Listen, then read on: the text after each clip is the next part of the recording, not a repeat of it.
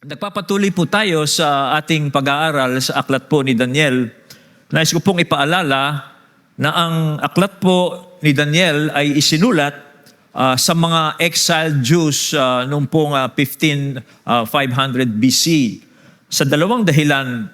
Una, ito po ay para ipahayag po sa mga Hudyong na exile noon sa Babylon na tapat pa rin ang Diyos sa kanyang pangako sa kanila.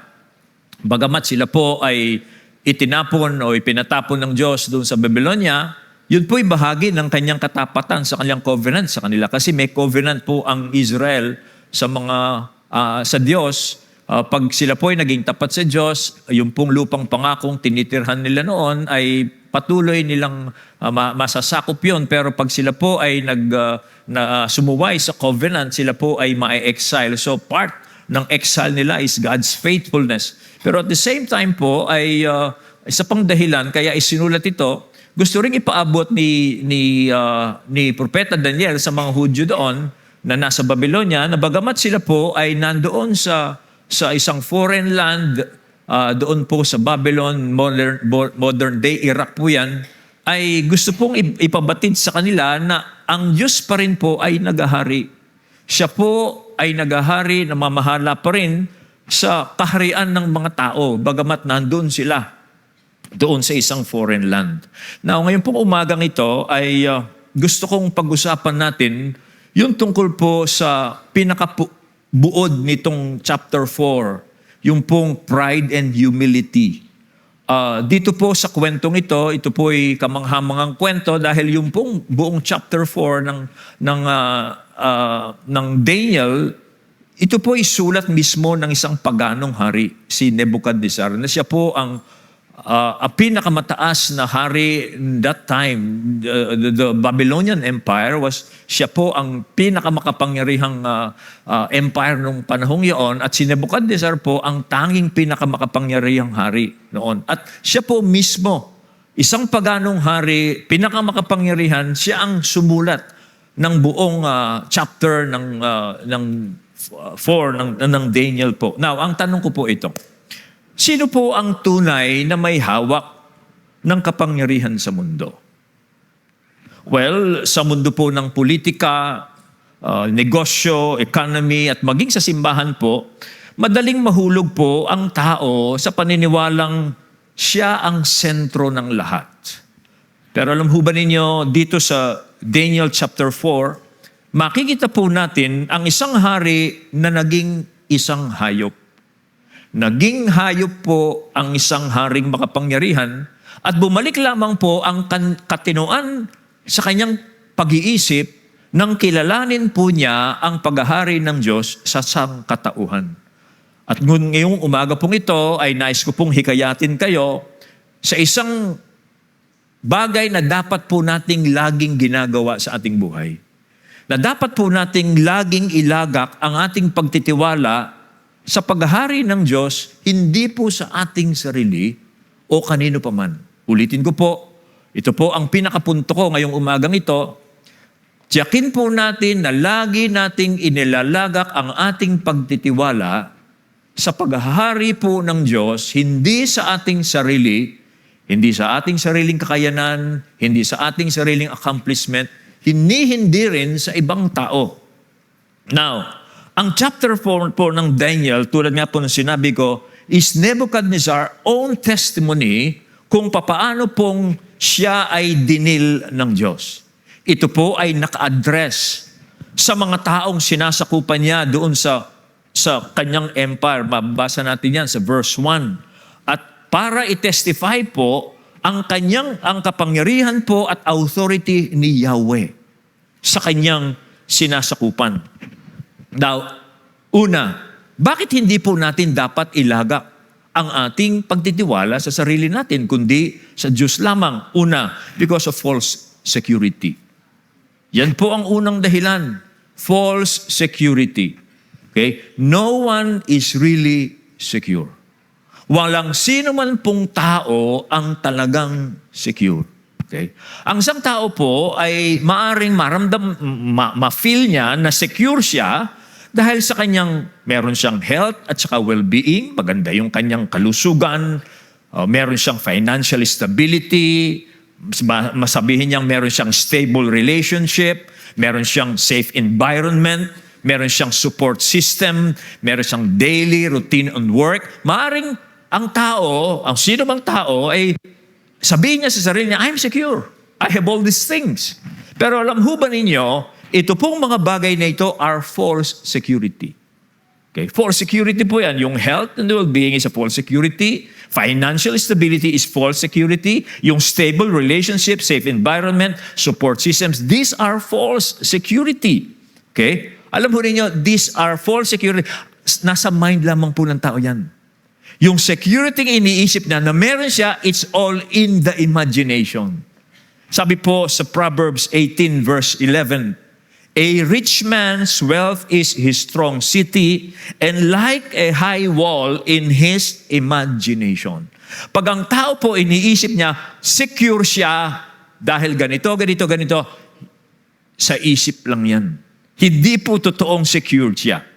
Si Nebuchadnezzar po, mapansin natin, dito sa mga talatang ito, sabi po niya, I was at ease in my house and prospering in my palace. Nandun siya po sa kanyang palasyo, pakiramdam niya, siya po ay payapang-payapa na at umuunlad po. Okay? At dito po makita natin, apparently, meron siyang security. Okay? Meron po siyang security and prosperity. Ito po'y dahil, at this point, si Nebuchadnezzar po has defeated all his enemies. He's the lone empire. Tinalo po niya ang Egypt. Okay?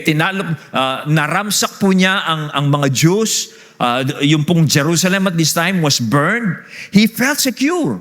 Sabi nga niya, I am at ease in my house and I'm prospering in my palace. Pero alam ho ba ninyo, something terrified him. Isa pong bagay ang nagbigay ng takot sa kanya. At ang takot pong ito ay hindi po ito takot ng giyera. Sanay po siya sa giyera, marami siyang pinatumbang mga kaharian, pero yung pong takot na naramdaman niya, hindi po ito dahil sa giyera. Ito po ay kakaibang takot. Ang Diyos mismo po ang naglagay sa kanya ng takot na ito. Ano po yung takot na yon? Well, sabi po niya sa mga talata, habang natutulog daw po siya, sabi niya, the fancies and the visions in my head entered me. Meron po, nanaginip po siya with fancies and visions on my head. Pumasok po ang Diyos sa kanyang isip. Habang siya po ay natutulog, tinakot po siya ng Diyos sa pamamagitan ng panaginip. Ang Diyos po, alam niyo mga kapatid, ang Diyos meron po siyang kapangyarihan na pasukin po niya ang mundo ng isang tao habang ang tao ay walang magawa. Isang kalagayan po ng tao na walang magagawa habang siya'y natutulog. At ang tao po pwedeng kausapin ng Diyos, kahit na matatag po ang taong yan, pwedeng takutin ng Diyos yan pag patulugin lang ng Diyos ang isang tao. And then as that person is asleep, God can enter this dream. Ganyan po yan mga kapatid. Ito po, ganyan ang nangyari kay Nebuchadnezzar. Habang natutulog siya, habang helpless siya, God entered his mind to terrify him. Okay? Para takutin po talaga siya. Now, naranasan niyo na ho ba kayo ay nagising dahil sa isang nakakatakot na panaginip? You were out of control. Wala kayong control doon. Lahat tayo wala po control sa mga ganong pangyayari. Pero, yan po ang nangyari kay Nebuchadnezzar. Alam ho ba ninyo, yung pong nangyari kay Nebuchadnezzar ay reminiscent, echo po yan doon sa Bible na parable ni Jesus. Naalala nyo yung parable ni Jesus tungkol po sa rich fool? Parang ganun si Nebuchadnezzar. Doon po sa talinhaga ng Panginoong Kristo, doon po sa parable of the rich fool, isa pong mayamang lalaki ang umani ng napakaraming ani that year. At he felt secure. Sabi niya, anong gagawin ko sa dami ng yaman ko? Sabi niya, ay pagigiba ko yung aking mga kamagalig at doon ko ilalagay ang lahat ng aking ari-arian, and then sasabihin ko sa sarili ko, I'm secure for many years. Now, I can rest. Pero ano pong sabi ng Diyos? Doon sa lalaking he felt secure, sabi niya, you fool, this very night, your life will be demanded from you. Then who will get what you have prepared for yourself? Ganyan ang damdamin ni Nebuchadnezzar. He felt secure. Pero that night, God entered his dream. Okay? Kanya po, for security. No one is really sure sa kanya pong buhay. Kanya po ang unang punto natin dito, mga kapatid, huwag po nating ilalagay yung ating sarili, ang ating security sa mga sarili natin. Gaano man po tayo pinaunlad, gaano man po tayo naging matagumpay sa buhay na ito, kahit nagatiting na pride, kahit na po gatiting na self-assurance, let us resist it. Iwaksi po natin sa ating isip, sa ating puso, gaano man po tayo pinaunlad, gaano po tayo naging successful sa ating mga career, sa ating everything. Kahit nagatiting na self-confidence, self-assurance, let us resist it. Because no one is really secure. Ang Diyos lamang po ang dapat nating pagtiwalaan. Ang security po natin ay dapat po nakaangkla lamang sa Diyos. And nothing else. At pag ganun po ang ating security, kahit na po anong mangyari sa atin, we will feel secure. Sabi po sa Bible, sa Proverbs 18:10, the name of the Lord is a strong tower, the righteous runs into it and is safe. Okay, saan po ang security natin? It is the name of the Lord. Ang pangalan daw po ng Diyos, yan ang strong tower natin dapat. At pag tayo po ay we feel insecure, we feel instability in our life, it's time to go there. Doon tayo pupunta. And then we will be safe. Sabi po ng Bible. In fact, sa awit 62 po ito paalala sa mga yumayaman. Ingat po tayo na hindi tayo yumayabang. Okay? Okay.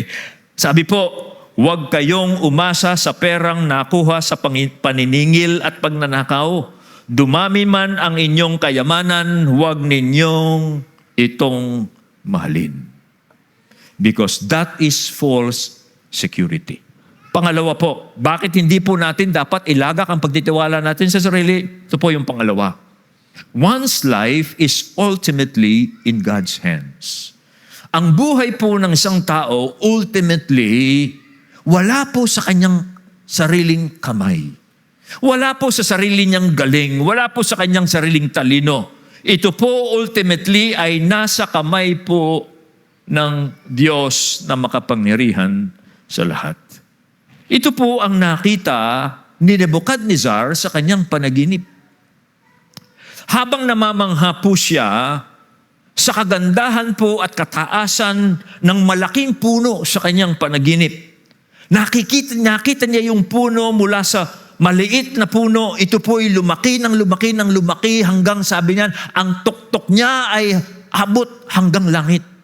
Ang mga dahon daw po niya ay napakaganda, maraming bunga, at yung pong mga hayop dahil sa ganda nung pong punong yun ay nagsilungan doon po sa punong yun. Okay? At yung pong mga hayop sa field ay nagsilungan sila because they were awed by the beautiful tree. Yung pong ganda ng puno, kumakain daw po ang lahat ayon sa bunga yan. Manghang-mangha si Nebuchadnezzar until merong pong nagpakita sa kanyang mga watchers from heaven. Holy ones. Habang tinitingnan niya yon, merong pong sumigaw, putulin ang punong yan. Putulin ang punong yan. Ito raw po, sabi po niyan, they are watchers. Okay? They were holy ones. Yung pong mga tagamasid. Okay? At yung pong kapasyahang yun, na putulin yung punong yun na kumakatawan kay Nebuchadnezzar, sabi dyan, was the decision by the word of the holy ones. Okay? Ibig sabihin, wala siyang magagawa. Kasi decision yon noong mga sinugo ng Diyos. Kung titingnan po ninyo, yung mga holy ones na yun, yung mga watchers na yun, ito po ay mga lingkod ng Diyos. Na sinugo po ng Diyos at the time para po tuparin ang pinanukala po ng Diyos kay Nebuchadnezzar. Ito po yun. Alam ho ninyo, isang katotohanan mga kapatid, ultimately po, hindi natin hawak ang ating buhay. Ultimately. Ito po'y hawak ng Diyos. Tulad po ng panaginip, hindi ba minsan nananaginip tayo? Meron tayong gustong gawin, hindi mo magawa. Ihi ka na, parang sa panaginip mo. Parang meron kang gustong gawin, parang hindi mo magawa. Ultimately, pinapakita ng yung panaginip, hindi mo hawak ang buhay mo. Hindi mo hawak. Okay? Kaya nga po sabi ng Bible, huwag mo raw ipagmamalaki ang gagawin mo sa araw ng bukas. Kasi hindi mo alam ano mangyayari sa araw ng bukas. Ang dapat daw po nating sabihin, kung kalooban ng Diyos tayo'y mabubuhay at gagawin natin ang bagay nito o bagay na yun. Now, bakit po pinakita kay Nebuchadnezzar ang panaginip na matutupad sa kanya? Well, sabi po dyan, kaya po ipinakita yung panaginip na yun kay Nebuchadnezzar, okay, para daw po ipaalam sa mga nabubuhay na ang pinakamataas ang siyang namamahala sa mga imperyo ng tao. That the Most High rules the kingdom of men and gives it to whom He will. Kaya raw po, pinakita ni Nebuchadnezzar na siya puputulin yung kanyang kaharian para ipaalam sa kanya na ang kataas-taasan. Siya po ang naghahari sa kaharian ng mga tao at kung gugustuhin ng Diyos, pwede niyang ibigay kahit na sinong pinakaabang tao ang kaharian na yon. That heaven rules, not men. Okay? Dito po makita natin, yung ginawa po ng Diyos kay Nebuchadnezzar, ito po'y paghamak ng Diyos sa kapalaluan ng tao. Ito po'y pagdusta ng Diyos sa kapalaluan po ng taong nagmamataas laban sa Diyos. Kaya po ganun ang ginawa ng Diyos kay Nebuchadnezzar. Pinili po niya ang isang pinaka-brutal na hari, isang pinamakapangyarihang hari that time. Pinabagsak niya ang kanyang kaharian, ginawang hayop yung kanyang isip para po ipaalam sa kanya ang pinakamataas sa lahat. Siyang naghahari. Hindi po tao. Kahapon po ay nag-iisip ako, paano kung i-illustrate ito? Paalam po sa bawat isa sa atin, daang kaharian po ng Diyos ang naghahari, hindi po imperyo ng tao. At nag-research po ako sa chat box. Alam mo ninyo, lumabas yung fall ng Soviet Union. Okay? Yung pong pagbagsak ng Soviet Union, yan po ay katunayan na ang Diyos po, ang heaven po, ang naghahari sa kaharian ng tao. Kung titingnan po ninyo ang kasaysayan po ng mundo natin, ang Soviet Union po ay bumagsak noong 1991. I just want to read to you, ito pong nabasa ko dito sa internet. For over 70 years, the Soviet Union was one of the most powerful political empires on earth. It was committed to state atheism. God is dead. Suppressing Christianity and all religion through brutal persecution, censorship, and imprisonment of pastors and believers. Yet, in a stunning and peaceful collapse between 1989 and 1991, the Soviet Union disintegrated almost overnight with little bloodshed. Communist governments across Eastern Europe fell one after another. In the eyes of many Christians, no human power could have orchestrated such a fall. Only the hand of God.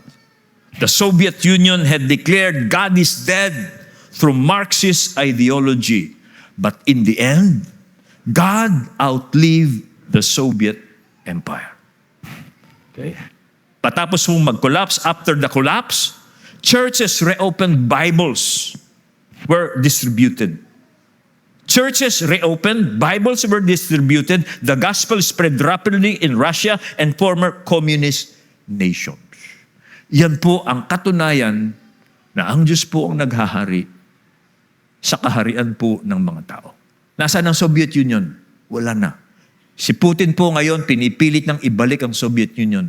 Pero ang dami ng lumalaban sa kanya. Sabi po ng Psalmist, ito ang panalangin po ng Psalmist. Huwag mong tulutan, Yahweh, na labanan ka ng mga tao. Tipunin mong lahat ang mga bansa at sila'y hatulan mo. Takutin mo, O Yahweh, ang lahat ng bayan at iyong ipabatid na sila'y tao lamang. That's the second point. Pangatlo, bakit hindi po natin dapat ilagak ang ating pagtitiwala sa sarili natin, kundi sa Diyos lamang? Ito po yung pangatlo. God can humble a proud person. Kaya pong pabagsakin ng Diyos ang isang mayabang na tao. Paano po hinumble ng Diyos si Nebuchadnezzar? Well, makita ho natin sa kwento, pinabagsak po ng Diyos si Nebuchadnezzar, hinumble po niya itong taong ito, binigyan po siya ng isip hayop sa kabila ng meron siyang isip ng hari. God transformed his mind from a mind of a king to a mind of a beast. Okay? Sabi po sa verse 16, let his mind be changed from a man's mind and let a beast mind be given to him. Yan po ang nangyari sa kanya. Okay? Pinalitan po ang kanyang kaisipan. Isang kaisipang hari, ginawa siyang isip po ng isang hayop. Now, ano pong mangyayari pag ang isang tao po ay nagkunwaring Diyos? Pag ang isang tao po, anong mangyayari sa isang taong ina-idolize niya yung kanyang sarili? Alam ho niyo ang mangyayari sa isang taong ina-idolize niya yung kanyang sarili? Na kanyang inaano na siya ang Panginoon, na Diyos ang kanyang buhay. Alam niyo ang nangyayari sa kanya? Nagiging hindi po siya tao. He will become less human. Ang isa pong taong ginagawa na dinodiyos niya ang kanyang sarili, magiging less human po siya. Bakit po ganon? Kasi po ganito mga kapatid tayo po ay nilikha ayon sa wangis ng Diyos. At habang tayo po ay sumasamba sa Diyos, ang Diyos po ang sinasamba natin, lalo tayong nagiging tao.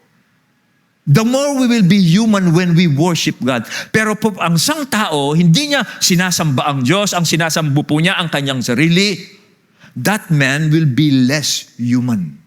Ganyan po ang nangyari kay Nebuchadnezzar. Kay Nebuchadnezzar, he became literally an animal. Okay? Last time, nakita ko natin, he was idolizing himself. He made a golden image. And he let everyone worship that image. And because of that, yun nga po, ang tao pong ina-idolize niya yung kanyang sarili, he will become less human. Kaya po, alam ho ninyo, para mag-function tayo as good humans, pag po sinasamba natin ang Diyos, pag po sinasamba natin ang Diyos, siya ang itinatanghal natin sa buhay natin, mas nagiging tao po tayo. Lumalabas yung image po ng Diyos sa atin. Hindi po tayo nagiging Diyos. Mas nagiging tao tayo. Kaya po ang isang tao na ina-idolize na yung kanyang sarili, di ba, pag merong isang tao, sarili lang niya iniisip. Anong sabi ng tao? Hayop ka. Di ba? Parang masyado nang ina-idolize yung bang siya yung pinaglilingkuran mo? Yung bang ikaw hirap na hirap tapos siya, hayop tong taong to. Okay? Pero pansinin niyo, gusto mong iba yung sabihin sa'yo, maglingkod ka. Pakita mong iniibig mo yung kapwa mo. Ano sasabihin nila? Anghel ka. Because when you worship God and when you love others and we serve others, you will call angel. You will become human. Because God created us in His own image so that when we worship God, we serve others. Yan po ang nangyayari. Kaya po ang isang taong ina-idolize lamang yung kanyang sarili, he will become less human. Ganyan po ang nangyari kay Nebuchadnezzar. Yan po ay isang larawan ng idolatry. Ang idolatry po ang nagpapababa sa tao. Pag po ang tao ay ina-idolize niya bisyo, sex, achievement, himself, whatever, ina-idolize niya, that person will become less human. At ganun nga po ang nangyari kay Nebuchadnezzar. Ang idol po, walang buhay po yan. Kaya pag ina-idolize po ang sarili, nagiging less human ang tao. Okay? What is idolatry? Idolatry, yan po ay pagpapahalaga sa anumang bagay higit sa Diyos. It can be yourself, it can be sex, it can be greed, it can be your power, it can be vice, bisyo. Okay? Kaya po, yan po ang nangyari kay Nebuchadnezzar. He was so proud that God has to put him down. Because inong nangyayari, nung siya po ay makapangyarihan na, the more he became cruel. The more he became cruel. Kaya God has to put him down. Kaya po ang Diyos. Now, dito po makita natin, si Nebuchadnezzar po ay dapat na humble na siya because of his experience with God. Kung babalikan natin, yung pong karanasan niya sa Diyos, dapat na humble na po siya. Tatlo po ang karanasan niya sa Diyos. Ito po yung pangatlo actually. Yung una, nung pong i-interpret ni Daniel, yung kanyang panaginip, yung unang nanaginip po si Nebuchadnezzar, dapat po si Nebuchadnezzar noon ay laman na niya na ang Panginoong Diyos po ang siyang makapangyarihan sa lahat at kaya po niyang i-reveal ang mga mysteries ng mga ruling empire. Pero ano nangyari? Parang hindi siya natuto. Pangalawa, last week pinakita po doon po sa karanasan ni Shadrach, Meshach, Abednego, yung pong tatlong kaibigan ni Daniel, na sila po ay hindi sumamba doon sa rebultong ginawa ni Daniel. At doon po ay nakita ni Nebuchadnezzar kayang baguhin ng Diyos o kaya pong baguhin ng Diyos yung nature, yung pong laws of nature para po yung kanyang mga lingkod ay hindi sila mapahamak. Ano po ang nangyari? Okay? Nakita po ni Nebuchadnezzar, bagamat siya po ay makapangyarihan, hindi niya na patay itong tatlong ayaw sumamba sa kanyang Diyos-Diyosan at ni-reverse nga po ng Diyos yung pong nangyari sa kanila. Dapat natuto na siya that time. Pero anong nangyari? Walang nangyari. Okay? At dito makita natin sa pangatlo, dito sa point na ito, dapat po naintindihan na ni Nebuchadnezzar na ang pinakamataas na Diyos, siya po ang nagro-rule ng mga kaharian po ng tao. Na ang tao ay walang halaga sa Diyos. Sila'y namamahala lamang dahil pinapahintulutan po sila ng Diyos. At sila po ay nasa kamay niya. Yun po ang pinapakita kay Nebuchadnezzar. Dito makita natin, nung pong i-interpret ni Daniel, yung pong panaginip, parang winawarningan na po ni Daniel si Nebuchadnezzar. Na ganito ang nakatakda sa iyo, yun po ang sinasabi ni Daniel sa kanya, ganito ang nakatakda sa iyo, puputulin yung puno, ikaw yung punong yon. At nakikiusap si Daniel sa kanya dahil po kilala niya, tapat po si Daniel kay Haring Nebuchadnezzar, kaya nakikiusap po sa kanya na siya'y magsisina. Kasi bago dumating sa kanya yung hatol ng Diyos na yun sa kanya, dito makita natin, ang Diyos po nagbibigay siya ng warning before judgment. Bago po mag-judge ang Diyos, nagbibigay siya ng warning. At dito po makita natin ang Diyos, hindi po siya natutuwa sa judgment, kundi nagwa-warning muna siya para ang tao po'y bigyan niya ng repentance. Pero ano po ang nangyari? Natutuho ba si Daniel, si Nebuchadnezzar? Parang hindi. Kasi natuloy yung hatol sa kanya.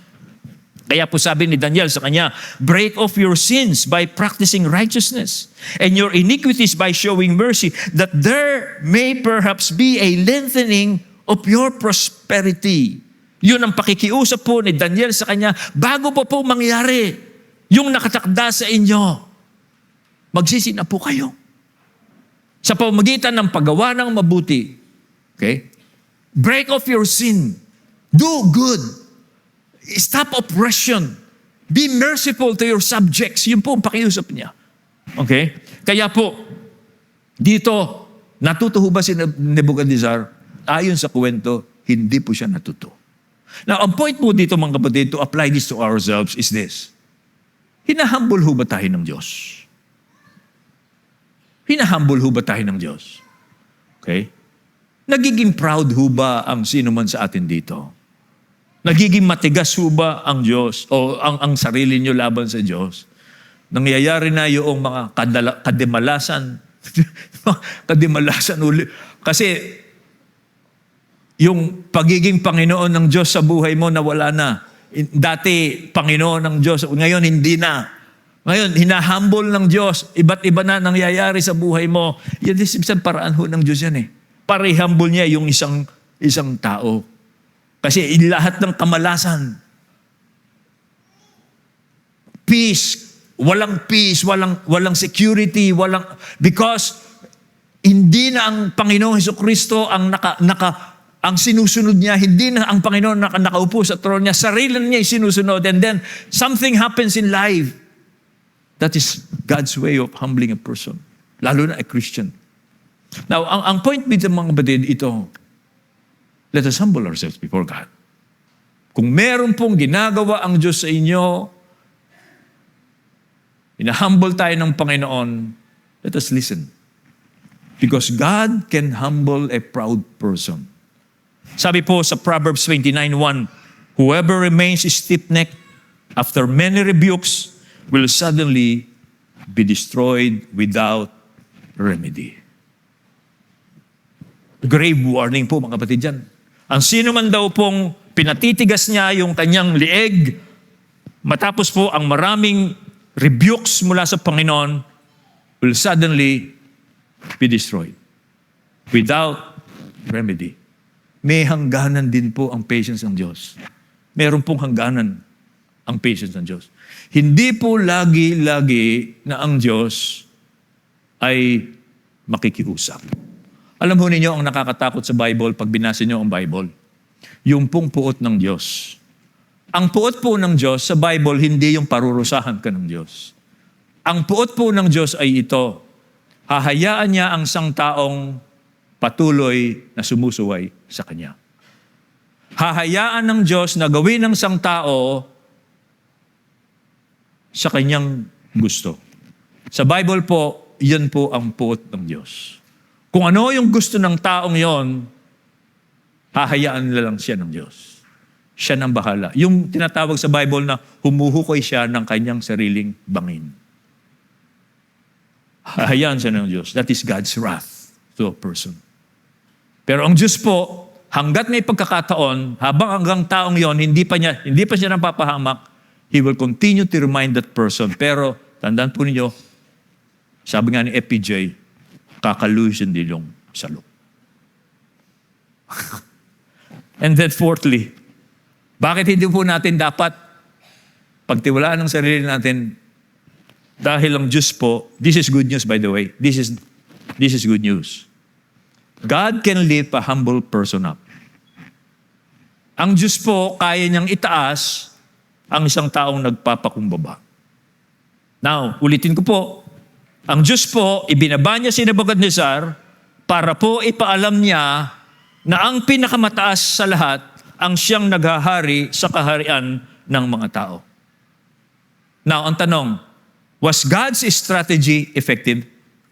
Naging effective ho ba yung strategy ng Diyos kay Nebuchadnezzar? Well, mababasa po natin. Sabi po dito, at the end of 12 months, he was walking on the roof of the royal palace of Babylon, and the king said, is not this great Babylon, which I have built by my mighty power, and as a royal residence, and for the glory of my majesty? And then, ano po sabi? While the words were still in the king's mouth, there fell a voice from heaven. Nung araw daw po yun, after 12 months, ininterpret po ni Daniel, di ba? Ininterpret ni Daniel yung kanyang panaginip, pero hindi agad nangyari. Meron pang 12 months na palugit para po siya ay makapag-isip-isip at magsisi. Kaya after 12 months, siya raw po ay namamasyal doon po sa kanyang terrace, sa kanyang palasyo, at tiningnan po niya ang Babylon na napakagandang syudad at that time. Nandyan po yung garden, hanging garden of Babylon. Nandyan po yung mga temples na kanyang pinagawa. Napakaganda. Yun daw pong, yung city wall ay ay napakaluwang na yung mga karwahe ay na drawn by 4 horses ay nagsasalubong. Nandun siya, pinagmamasdan niya, manghang-mangha siya sa kanyang mga na-achieve. At sinabi po niya sa kanyang sarili, hindi ba ito ang Babylon ang aking ginawa, na katunayan ng aking karangalan at kapangyarihan? Ito ang aking ginawa. Pero ano sabi ng Bible? While the words was still in his mouth, there fell a voice from heaven. Habang yung salita ay nasa bibig pa niya, hindi pa siya tapos. Yung pong tinig sa langit, pansin nyo, nagsasalita siya, pero merong tinig ng langit ang nag-overcome sa tinig niya. A voice from heaven. Habang nagsasalita siya in his pride, a voice from heaven fell on him. Sino makapangyarihan? Yung tinig niya, tinig ng langit. Hindi po mahalaga kung ano pong sinasabi ng tao. Ang mahalaga kung ano ang dinikri ng Diyos. Dito mo makikita mas makapangyarihan ng Diyos kaysa salita ng tao. Kaya po ang nangyari kay Nebuchadnezzar, matapos po siyang ma-humble, siya po ay na-humble dito. For a period of time, 7 years po, sabi ng iba, pero it is a perfect time allotted by God. Pagkatapos po ng time na yon, doon lamang po bumalik katinuan si Nebuchadnezzar. Kasi noong pong bumagsak ang salita ng Diyos sa kanya, siya po ay natanggal, naalis po siya. Sabi po nila, merong term dyan nakalimutan ko yung term, nag-isip hayop. Na ang tao, totoo po yun, it is a mental illness. Na ang tao, iisipin niya, isa siyang hayop. Kaya, dahil wild po si Nebuchadnezzar, ay inalis siya ng kanyang mga subjects doon po sa kanyang kaharian. Nung pong nasa rehab ako, meron po akong nakasama doon sa Makati Med. Nung pinasok po siya, nakaganon. Pumasok na nakaganon. Kinaumagahan, nagkwentuhan kami, bro, bakit pumasok ka kahapon dito? Bakit ganyan ka? Bro, trip ko, tigri ako. Pero palang taong ganun. Nag-iisip hayop. Parang ganun si Nebuchadnezzar. For 7 years, pinalitan po ang kanyang isip hayop. At dahil isip hayop po siya, he was so violent, kaya po inalis siya ng kanyang mga court officials doon po sa kanyang katiharian. Marami naman pong mga hardin ang Babylon at the time. Kaya itinago po siya for 7 years. Kasi isip hayop po siya. Kaya kumakain siya ng damo, kasama po yung mga hayop. Okay? Siya po ay nahamugan po siya at for 7 years, dahil nga nasa labas siya, kumapal yung kanyang balat. At saka po yung balahibo niya ay lumabas. Nasa lantad nga po siya. Tapos yung kuko niya, sabi po ng Bible, naging parang agila. Yung ano niya, talagang hindi na siya naging tao for 7 years. And then, after 7 years, ano po ang nangyari sa kanya? Paano po na-regain yung kanyang sanity? Paano po bumalik yung kanyang katinoan? When he acknowledged heaven rules. Bumalik lamang po ang kanyang katinoan nung kilalanin po niya ang pinakamataas ang siyang naghahari dito sa lupa. Sabi po dito, verse 34, at the end of the days, I, Nebuchadnezzar, lifted my eyes to heaven, and my reason returned to me, and I blessed the Most High, and praised and honored Him who lives forever. Ano po ang susi sa katinoan ng isip? Parang mental subject ito. Ito po ang susi ng katinoan sa isip. Acknowledge the Lordship of Yahweh. Okay? Pag ang isang tao po mamumurit nabalo na nung gawa na. Mamumurit ni. Ginawa ng Diyos ang kanyang sarili at dahil doon, ang tingin ng tao sa kanya, hayop ka. Pag genius niya, ganyan po ang tao. Pag po in-idolize ng tao ang kanyang sarili, he will lose his humanity. And then he will lose his mind. Pero may pag-asa, kapatid. Okay? Pag po ang isang tao, nababaliw na, ang gamot po diyan, kilalanin niya ang Panginoon, ang naghahari. Yan po ang unang ginawa ni Nebuchadnezzar after that period of insanity. Sabi diyan, after that period of insanity, my reason returned to me. At ang unang ginawa niya, I bless the Most High. Yan po ang susi ng sanity. If sometimes you feel like you're going crazy, okay, lift up your eyes. Lord, you are sovereign. I acknowledge your Lordship. I am not God. You are God. You will regain your sanity. That's the key. Bakit? Ano po ba ang cause ng insanity? Ito po ang cause ng insanity. Denying the Almighty. Yan po ang dahilan ng pagkamurit. Dinideny mo ang Almighty. Sabi po sa Psalm 14, the fool says in his heart, there is no God. They are corrupt, their deeds are vile. Pag ang isang tao po, dinideny niya that there is a God, sabi po ng Bible, that person is a fool.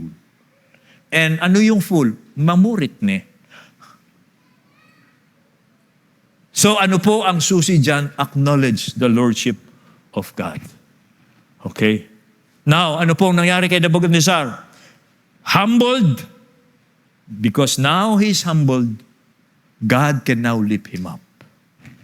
Okay? Si Nebuchadnezzar po, nung pong na-humble na siya, at kinilala na po niya na ang Diyos ang naghahari, ni-restore po ng Diyos ang kanyang kingdom. At hindi lamang po ni-restore ang kanyang kingdom, dinagdagan pa po ng Diyos ng greatness, yung kanyang kingdom. Ano po ang sabi sa verse 37?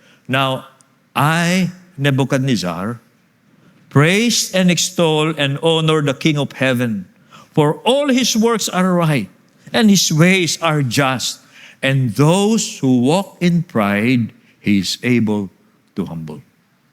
Yan po, mga kapatid, ang natutunan niya, na kaya pong pabagsakin ng Diyos yung mga mapagmataas. Is that good news? Yes. Good news po yan, mga kapatid. Na nahihamble po ng Diyos ang isang taong mataas. Bakit? Bakit po good news yan? Kasi pag ang isang tao po nagmataas na siya, ginawa na niyang Diyos ang kanyang sarili, yan na po ang simula ng kanyang pagbagsak. Pero ang 10 tao nagpapakumbaba sa harapan po ng Diyos, siya po ang itataas ng Diyos. Siya ang tataas ng Diyos. Sabi po sa 1 Peter 5:6, humble yourself, therefore, under the mighty hand of God, that He may lift you up. That is good news. So, how do we conclude this, mga kapatid? To conclude this, ilagak po natin ang ating pagtitiwala sa Diyos. Hindi po sa ating sarili. Inuulit ko, kahit na po gatiting na pride, at magkakaroon tayo ng self-assurance sa sarili po natin, iwaksi po natin. Iwaksi po natin. Kasi po yung maliit na yun ang lalaki. Yan po ang lalaki. And when that pride dominates a person's heart, that person will become less human. So, to sum up, no one is really secure. One's life is ultimately in God's hands. God can humble a proud person. God can lift a humble person up. That's the message. And lastly, I want to challenge you. Saan po nakalagay ang inyong security, kapatid? Saan po nakalagay ang inyong pagtitiwala? Sa Diyos ho ba o sa inyong sarili? Ito po ang social media headline lately. Kilala niyo siguro ito. Sino ito? Si Awit. Nagpapagupit po ako this week. May kwentong barbero. Yung nanggugupit sa akin, pastor, sabi niya, naalala ba yung si Awit? Sinong Awit? Yung kapatid ni Wamos. Kwentong barbero. Habang binukupitan ako, kwentong barbero, di ba? Tapos, talaga, yan ang headline ngayon. Tingnan mo, sabi niya sa Facebook. Talaga, sabi, kaya hapon, habang gumagawa ko ng message, naaalala ko ito. Minessage ko pa yung barbero ko eh. Sino kasi yung sinasabi mong gagamitin ko sa message ko bukas? Ito, tinignan ko, tama naman siya, no? Ito po si Awit. Kapatid po yan, yung popular vlogger na si Wamos Cruz. Ito po ay naging headline siya lately. Pinaalam po niya na siya po ay natalo ng 69 million pesos dahil po sa online casino. Okay? At yan po, naramdaman ng lahat ng social media at dito po, ito pong kapatid na ito, ngayon ay nagtitinda ng bagoong. Okay, bakit? Kasi po, natalo raw po siya at nagkautang siya because of online gambling ng 69 million pesos. At binulat-lat po niya sa kanyang mga fans yung kanyang kalagayan ngayon. Inaamin po niya na siya ay nagkamali, nagsisisi siya, at ngayon ay nag-struggle siya para po buhayin yung kanyang pamilya. At sabi po ni Awit, akala ko noon, sugal ang mag-aahon sa akin. Pero mali pala, sugal pala ang maglulubog sa akin. Kaya ngayon, parang awa nyo na, bumili na po kayo ng bagoong sa kanya. Okay. Ano po ang gusto kong i-point sa inyo? This is idolatry. This is idolatry. Pag po ang isang tao, hindi niya pinaupo sa buhay niya ang Panginoong Kristo, tendency, he will idolize something or someone. Okay. Kaya po ang good news kingdom of God gustong maghari ng Diyos sa buhay ng tao. Kasi ang tao po, habang hindi niya pinaupo sa kanyang trono ang Panginoong Kristo, he will become a slave to idols. Ito po larawan lamang ng isang taong hindi niya pinaupo sa kanyang buhay ang Panginoon. Kaya po, ang idolatry ng online gambling ang umalipin sa kanya. Hanggang hindi na po niya mapigil ito at nagka-luko-luko na po ang buhay niya. Alam ho ninyo, tanging ang Panginoong Hesukristo lamang po ang tanging foundation stone na pwede po nating ilagay yung ating sarili para maging secure tayo. Sabi po sa Isaiah 28:16, so this is what the sovereign Lord says, see, I lay a stone in Zion, a tested stone, a precious cornerstone for a sure foundation. No one who relies on it will never be stricken with panic. Tingnan po ninyo yung panghuling verse. No one who relies on the Lord Jesus Christ will be stricken with panic. Dahil siya po, sabi ng Panginoong Diyos, ang ating Panginoon daw po ang tested stone, ang precious cornerstone for a sure foundation. Kaya mga kapatid, ang panawagan po natin, itayo mo ang buhay mo kay Kristo. Kasi kung hindi, sasabihin sa'yo, hayop ka. O anghel ka na ngayon. Okay? Kasi pag hindi, iba ang pauupuin mo. And you will become less human. Dito, pansin natin, sabi dyan, the precious cornerstone. Bagamat marami po ang nagre-reject kay Jesus. Marami po ang nagre-reject kay Jesus. Siya raw po ang matibay na batong pundasyon. Okay? They will reject Jesus. Jesus, sabi po ng Bible, He is the stone that the builders rejected.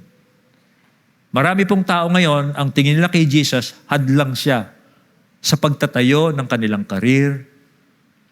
Hadlang si Jesus sa pagtatayo ng kanilang pamilya. Ang isip nila, hadlang si Jesus sa pagtatayo ng kanilang negosyo o kung ano-ano man.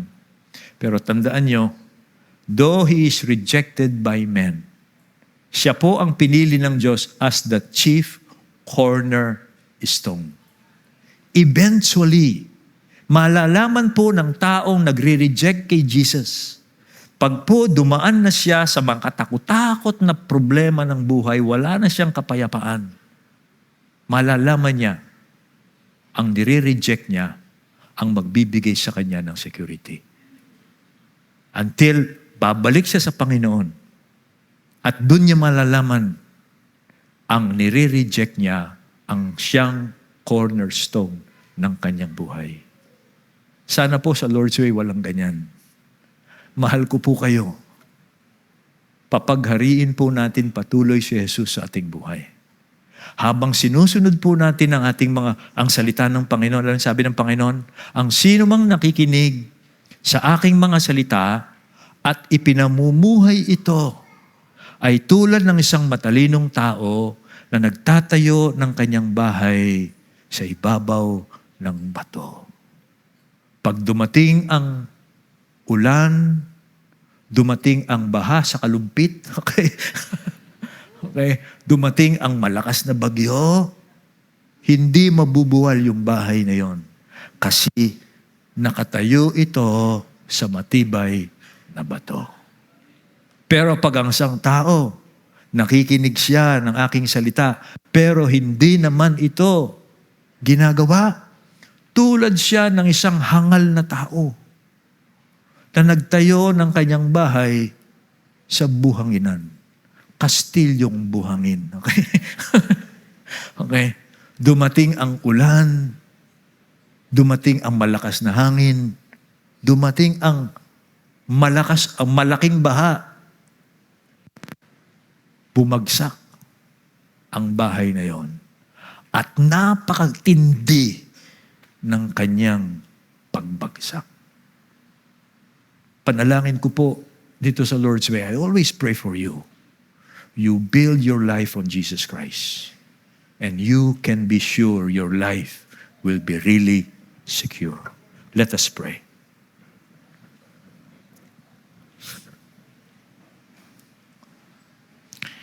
O Diyos, nagpapasalamat kami sa iyo dahil ngayong umagang ito, pinapaalam po ninyo sa amin ang tunay na larawan ng buhay. Wala pong tunay na security sa buhay na ito. Ang tao, maaaring linglangin niya ang kanyang sarili dahil mayaman siya, malusog siya, marami siyang koneksyon. Maaari niyang isipin na siya'y secure, pero sa imagination lamang niya yun. Kasi sa totoo po, ang buhay po ng tao ay wala sa kanyang sariling kamay, kundi nasa kamay ng Diyos. Kaya po ngayong umagang ito, sa aming mga narinig, ay siya sa atin nawa namin ang aming mga sarili, kung saan namin inilalagak ang aming security ng aming buhay. At i-resist po namin anumang kahit na gatiting na security dahil sa aming mga sarili. I-resist po namin yun. Alisin po namin sa aming isip anumang self-assurance at ilagak namin ang buong pagtitiwala namin kay Kristo Jesus. Na siyang pinili po ninyo para po maging matatag naming sandigan sa aming mga buhay. Siya po ay namatay sa krus upang palayain kami sa kapangyarihan ng kasalanan na siyang humihila sa taong sambahin ang mga Diyos-Diyosan. Pero salamat, kinuha po ni Kristo sa kanyang katawan ang pakikipaglaban sa kasalanan upang ang kapangyarihan po ng kasalanan ay hindi na maghari sa mga taong sumasampalataya sa Kanya. O Diyos, panalangin ko po sa araw-araw naming pamumuhay simula po sa araw na ito, ay patuloy po naming itatag ang aming buhay at pagtitiwala at pagsunod kay Kristo lamang. Sundin ang Kanyang mga salita, gawin naming tungtungan, pundasyon ang Kanyang mga salita na aming naririnig, na aming binabasa, na aming napag-aaralan. Isakatuparan, ipamuhay namin ito sa aming mga buhay. Nang sa ganun po, maging matatag ang aming mga buhay. Ito po ang aming panalangin sa inyo, sa pangalan po ni Jesus. Amen.